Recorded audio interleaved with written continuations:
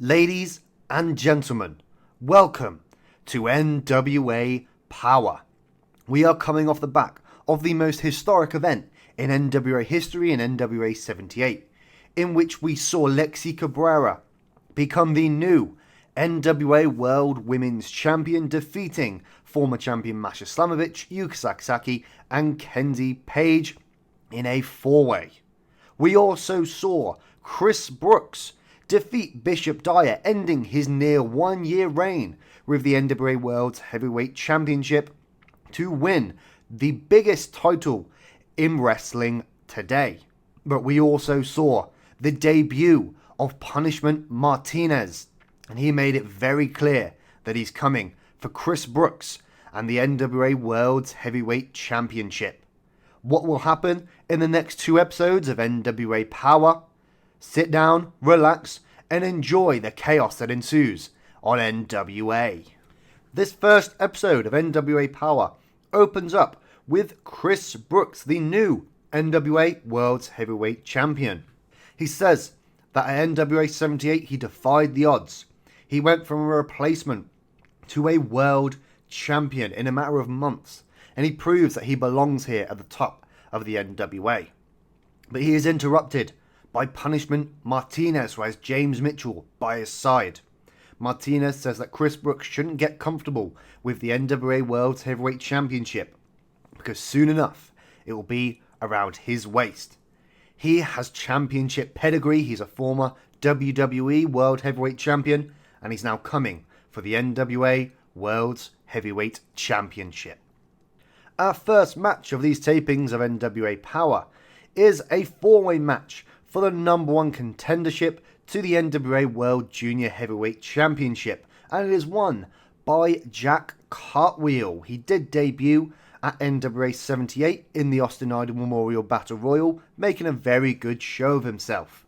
But he does manage to defeat Fight Panther Jr., JT Dunn, and Bestia in a four-way match here, meaning that he will face Breeze at Beers, Brawls, and Burlesque for the NWA World Junior Heavyweight Championship.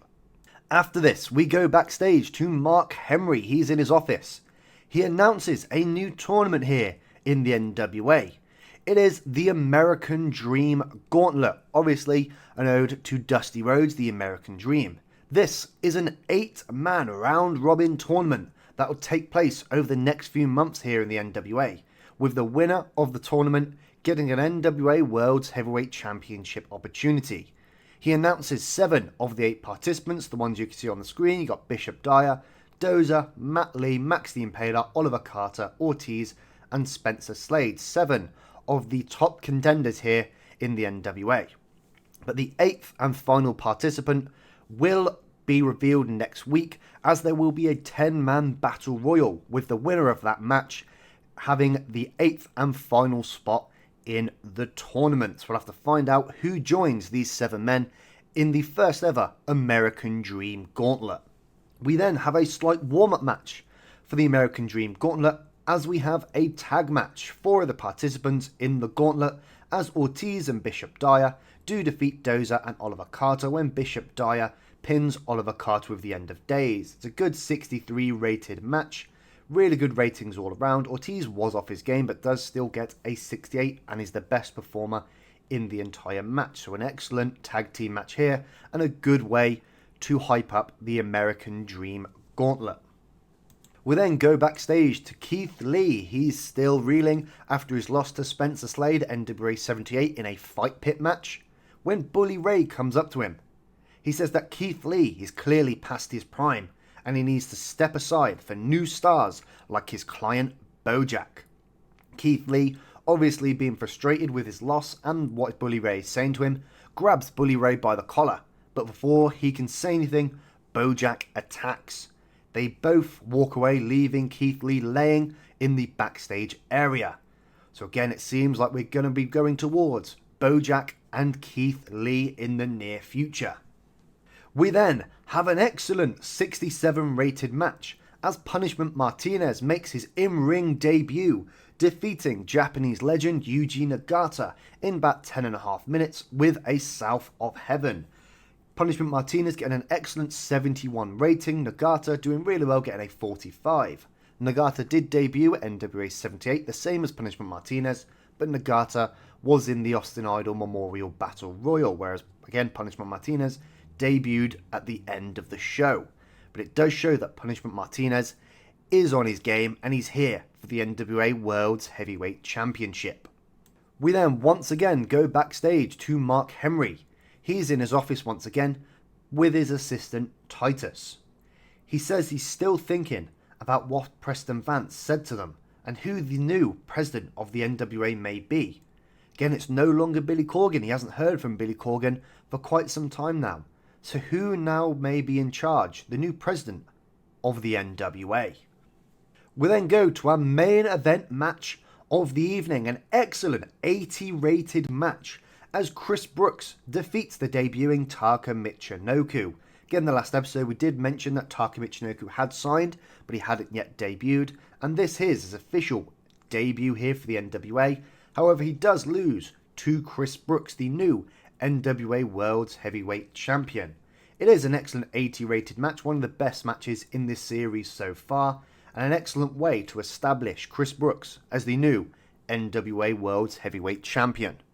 And then to finish off the show, we have Lexi Cabrera come out to the ring. But before she can say anything at all, Masha Slamovich's music hits and she comes down to the ring and demands a rematch against Lexi Cabrera at Beers, Brawls and Burlesque. Before Lexi can answer, Kenzie then comes down to the ring and says that she wants a shot against Lexi Cabrera. She's still saying that she was the longest reigning NWA World Women's Champion of the modern era, so she deserves her NWA World Women's Championship back. Again, before Lexi can even respond, both Masha and Kenzie begin to attack and beat down Lexi Cabrera. This is all until Yuka Sakazaki runs down to the ring, immediately climbs up the top rope and dives on both Masha and Kenzie, making them flee from the ring. As they do both flee, both Yuka and Lexi grab the NWA World Women's Championship, and as they both stand up with the belt in their hands, they stare each other down as the show ends. So it does seem like the four women are still on a collision course, and they still are all after the NWA World Women's Championship. So this show gets an overall rating of 71. This is our second best show of the entire series and our second show to get over a 70. It does increase our popularity in 31 regions. But again, we're still hampered by production quality. But again, once TNA hopefully got to medium relatively soon, that will go away. But now I'll see you in the second episode and the final episode of NWA Power for this episode. This second taping of NWA Power opens up once again with Chris Brookes. He says that if Punishment Martinez wants a shot, he knows exactly where to find him. He'll put his NWA World's Heavyweight Championship on the line against him anytime, anywhere. Then Martinez appears on the stage. He says that he's NWA's prize fighter. He only fights on his terms. So he has to make Chris Brookes wait, and he'll get the NWA World's Heavyweight Championship when he's good and ready. So it seems like these two are on a collision course for a match, but Punishment Martinez is waiting to pick his shot. In our next match, this is the 10-man Battle Royal for the final place in the American Dream Gauntlet, and it is won by Fuego del Sol. He pulls off a huge upset here, beating some of the NWA's best as he earns his place in the American Dream Gauntlet. Then, after this, we have all 8 members, or all 8 competitors of the American Dream Gauntlet come out after Fuego del Sol has qualified after winning the Battle Royal. They all come down to the ring, they all stare each other down, and it's revealed that the tournament will officially start on the next episode of NWA Power after NWA Beers, Brawls and Burlesque. Speaking of NWA Beers, Brawls and Burlesque, Mesa Ruga announces that she'll be cashing in her opportunity at Lexi Cabrera that she earned at NWA 78 by winning the Women's Battle Royal. She'll be challenging Lexi Cabrera for the NWA World Women's Championship at NWA Beers, Brawls and Burlesque.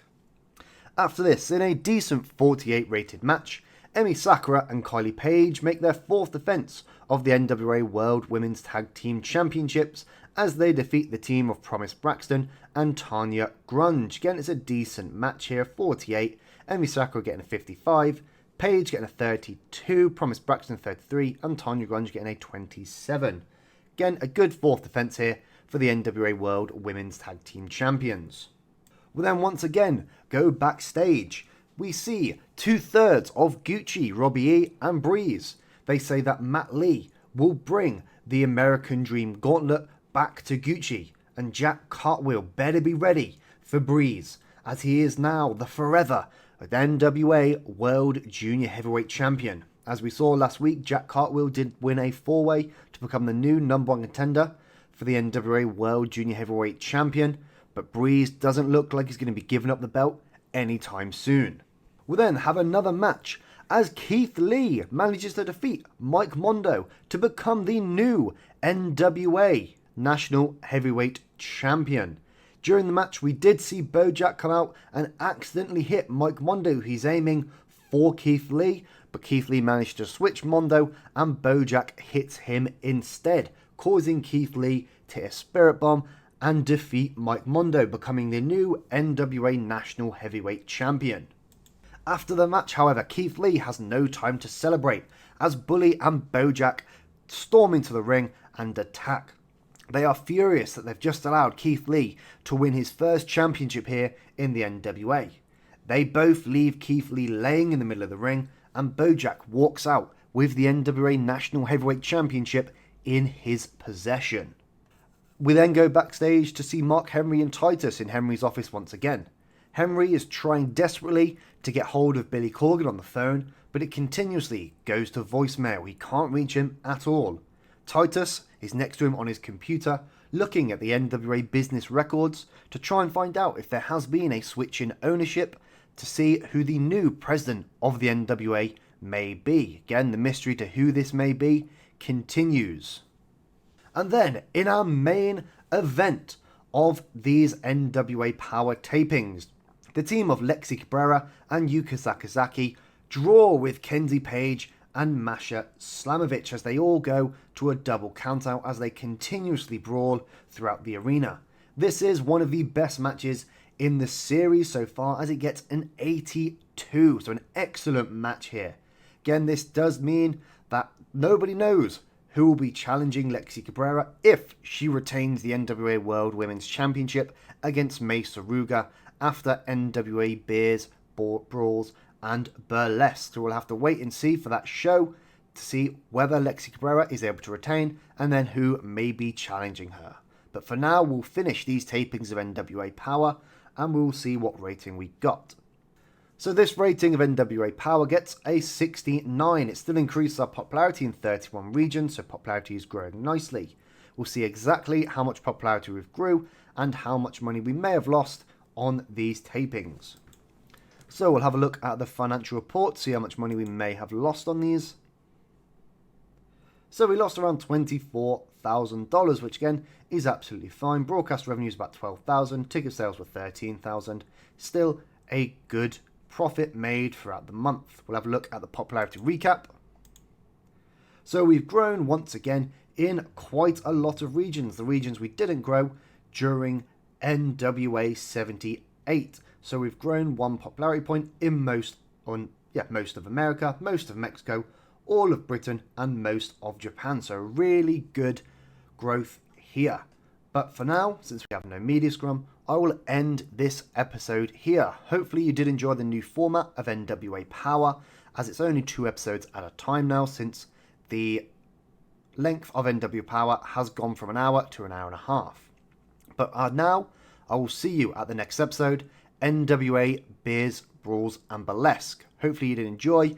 Make sure to like, share, subscribe, hit that bell notification icon, and I'll see you at the next episode.